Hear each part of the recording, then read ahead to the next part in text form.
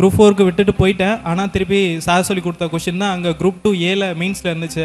அந்த 10 மணிக்கு மேலே வந்து அண்ணா வந்திருப்பார். அதை உங்கள் கண்களை தழுவுவதோ நித்திரை அப்படின்னு வந்து ஒரு கொஷின் வரும். அது நிறைய பேருக்கு தெரில சுற்றி. ஆனால் எனக்கு அண்ணான்னு தெரிஞ்சு. ரீசன் என்னன்னா சாரோட அந்த ஹிஸ்ட்ரி கிளாஸ் தான் ஃபுல்லாகவே. எனக்கு அந்த இயரு அந்த டேட்டு அதெல்லாம் அதிகமாக எனக்கு பரிச்சயம் கிடையாது. ஆனால் எனக்கு ஹிஸ்ட்ரி ஓரளவுக்கு சார் சொல்கிற கதையெல்லாம் ரொம்ப பிடிக்கும்.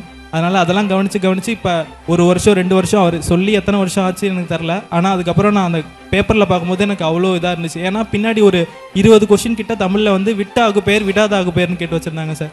எதுவுமே தெரில கிட்டத்தட்ட. ஏன்னா நம்ம படித்த போர்ஷனே இல்லை. சார் நம்மளுக்கு எத்தனை ஆகு பேர் சொல்லி கொடுத்துருப்பாரு, ஒரு 16 அவர் கிட்டத்தட்ட 16 வரையும் சொல்லி கொடுத்துருப்பாரு. ஒவ்வொன்றா வந்து கொஷின் கேட்டு இவ்வளோ சொல்லி கொடுத்த கடைசியில் நமக்கு அந்த விட்ட ஆகு பேர் விடாத ஆகு பேர் தெரில. சார் எதுவும் சொல்லிக் கொடுக்க விட்டாரோ அப்படின்னு சொல்லி நினச்சிட்டு இருந்தேன். ஆனால் அது பழைய சிறப்பு தமிழில் கேட்டிருந்தாங்களா அந்த 20 கொஷினும். அப்படிலாம் அந்த கொஷினை பார்க்கும்போது இந்த அண்ணா கொஷின் நமக்கு எவ்வளோ முக்கியன்றது நமக்கு தெரியும். இந்த 1 மார்க் வந்து எவ்வளோ இம்பார்ட்டன்ட்னு தெரியும். அதுக்கு எல்லாத்துக்குமே காரணம் விஜயலான் சார் தான். ரொம்ப நன்றி சார்.